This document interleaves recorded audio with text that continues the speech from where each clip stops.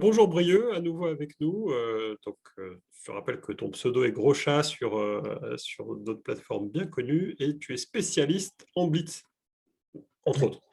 Et donc, tu nous as parlé des ouvertures de la France en nous présentant l'ouverture bourguignonne. Et on va voir une deuxième ouverture un petit peu plus différente que je te laisse nous présenter. voilà, donc salut Olivier, bonjour à tous. Donc effectivement, deuxième petite ouverture avec la France, un peu plus originale, mais pas forcément moins forte stratégiquement. Une ouverture plutôt engagée contre l'anglais cette fois, donc plutôt pro-allemande. Alors qu'est-ce que c'est que cette ouverture?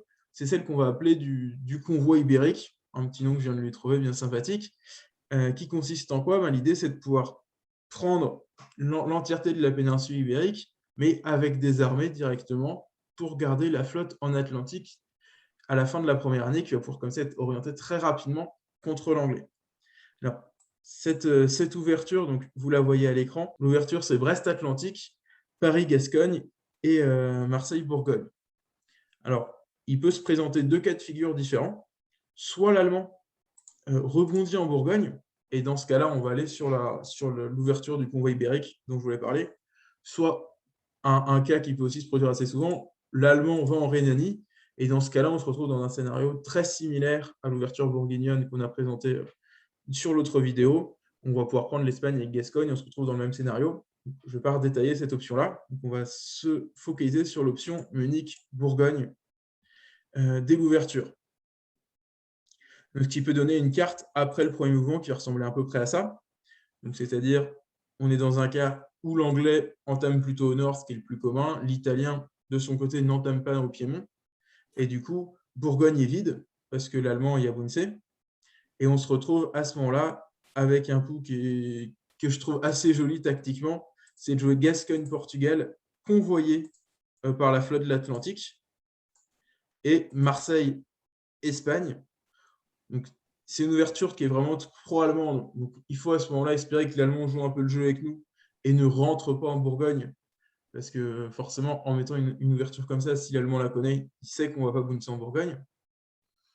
Mais si l'Allemand veut jouer avec nous, il ne va pas le faire. Et du coup, on se retrouve avec une position très anti-anglaise, avec l'Espagne et le Portugal avec des armées, une flotte en Atlantique qui est prête à partir directement sur Liverpool dès le printemps de la deuxième année. Et donc, dans ce cas-là, on va pouvoir mobiliser une flotte à Brest et potentiellement une armée à Paris ou une deuxième flotte à Marseille si on veut quand même se défendre un petit peu contre l'Allemand. Moi, ce que je recommande, c'est de mobiliser après donc, une flotte à Brest et une armée à Paris. Comme ça, si l'Allemand vient nous embêter, on peut toujours défendre la Bourgogne au printemps de la deuxième année ou se repositionner. Et on pourra partir avec nos deux flottes directement en Manche et autour de Liverpool. Donc, une des Ce deux qu'il faut options. comprendre, c'est que la présence de la flotte en Atlantique, c'est une menace pour l'Angleterre, qui est partie au nord. En fait, c'est ça la clé du fait que tu présentes ça comme une ouverture très anti-anglaise et pro-allemande. On est d'accord. Voilà, c'est ça. Surtout dans un cas où l'Anglais aurait convoyé à l'automne 01 son armée en Norvège et qu'il aurait remobilisé des flottes, par exemple à Édimbourg, et ben, il se retrouve avec Liverpool complètement dégarni. Et donc, on peut envisager une offensive assez forte avec Atlantique qui part directement agresser Liverpool dès le printemps de la deuxième année. Et en plus, on va menacer la Manche. Donc, c'est une ouverture qui est même. L'anglais peut même pas forcément se rendre compte que c'est une agression envers lui, parce qu'on est tout assez en Espagne. Par contre, il faut vraiment, en tant qu'anglais, le prendre comme une agression, parce que derrière, ça peut aller très vite et faire très vite très mal si on ne fait pas attention au niveau anglais. Sachant qu'en plus, une des autres possibilités qu'on va avoir, c'est de jouer Brest-Manche soutenu par Atlantique, Paris-Picardie et de convoyer directement au Pays de Galles dès l'automne de la deuxième année. En parallèle, on va essayer de ressortir nos armées en Espagne pour gérer notre défense. Là, l'idée étant que même si l'Allemand nous agresse, on va être dans une position assez solide défensivement, parce qu'on va avoir trois armées qui vont être orientées autour de Gast, Marseille et Paris. Donc, même si on perd Bourgogne et même si on perd la Picardie à terme, on ne va pas forcément perdre de sang vu qu'on va être très bien placé contre l'anglais.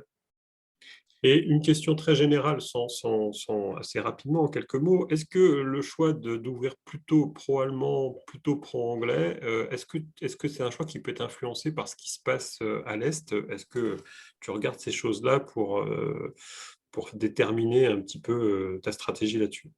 Ouais, alors forcément, ça, c'est un point qui est vraiment clé et qu'on n'a pas abordé jusque-là. C'est qu'il faut regarder toute la carte quand on joue à Diplo. Et donc forcément, ce qui se passe à l'Est, en particulier entre l'Italien et l'Autrichien, va grandement influer le choix qu'on va avoir. Et il faut bien prendre en compte qu'une France forte, ça va souvent de pair avec une Russie assez forte. Donc, surtout en début de partie, c'est sûr que quand on a la France et que la Russie est déjà très forte en début de partie, on peut avoir intérêt à jouer volontairement très défensif et pas être très, très agressif pour laisser nos deux voisins allemands et anglais aller contrer le russe dans un premier temps avant de se faire la part belle du gâteau sur le dos d'un des deux. Donc, D'accord. Donc une Russie trop forte, on préservera un minima l'anglais, ou en tout cas, on ne sera pas trop rapide contre l'anglais ou contre l'allemand pour avoir un contre-pouvoir. c'est ça. Donc après, c'est toute la notion des contre-pouvoirs, ce qui est un petit peu compliqué à aborder au niveau des ouvertures, parce si on considère qu'il y a 2 ouvertures par pays, ben, ça fait quand même au moins Ah, ça 120 scénarios différents à analyser dans chaque cas. Donc ça fait quand même un paquet de vidéos à faire de 5 minutes. Euh, Bon, très bien. Bah, merci pour cette ouverture, c'est très clair. Je ne sais pas si tu avais autre chose à ajouter voilà. sur cette Alors, ouverture. petit autre scénario, c'est toujours de la même ouverture, mais si jamais on se fait agresser dès le début par l'anglais et même par l'italien, dès le printemps, donc là on est au printemps, à l'automne, après le printemps de la première année, et donc là on a un anglais qui est rentré en Manche et un italien qui est rentré au Piémont, et là on va avoir une position beaucoup plus simple à défendre que dans le cas de la Bourguignonne, parce qu'on va pouvoir défendre Brest soit avec la Gascogne, soit avec l'Atlantique.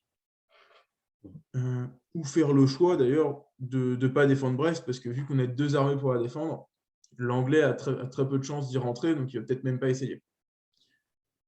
Et donc, dans le cas d'une agression en manche, c'est une ouverture qui est plus forte défensivement que la bourguignonne qu'on a vue précédemment, surtout si l'italien ne vient pas nous embêter en même temps.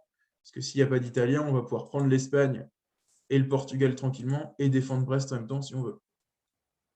Par contre, on ne prend Avec... pas le risque du convoi dans cette configuration parce que rien ne nous dit que la menace anglaise ne va pas perdurer. Alors, on peut prendre le risque du convoi. Il peut se tenter en espérant que l'anglais ne va pas tenter Brest parce qu'il sait que ça ne va pas passer. Il pense que ça ne va pas passer.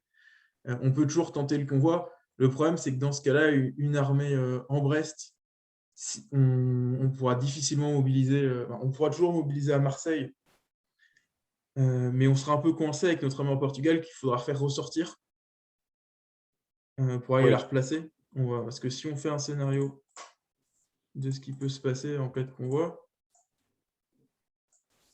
ouais. Tac, je vais mettre ça un peu rapidement.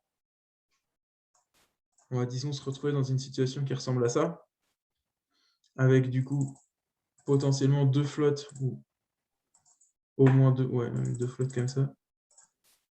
On peut se retrouver avec 2 flottes face à nous, et là, la seule flotte. Alors, si je reprends, ça peut donner un scénario comme ça. Si on laisse Brest, et là, on est beaucoup plus en difficulté pour reprendre Brest parce qu'on n'a pas l'armée de Bourgogne qui pourra transiter à Paris. Et par la même occasion, on est vulnérable à l'Allemand qui peut rentrer en Bourgogne et nous menacer Paris assez vite. Oui, donc plutôt à éviter. Donc, plutôt Ok, éviter le convoi si on prend le risque de perdre Brest à ce niveau-là, parce qu'on ne pourra plus mobiliser la flotte en bas.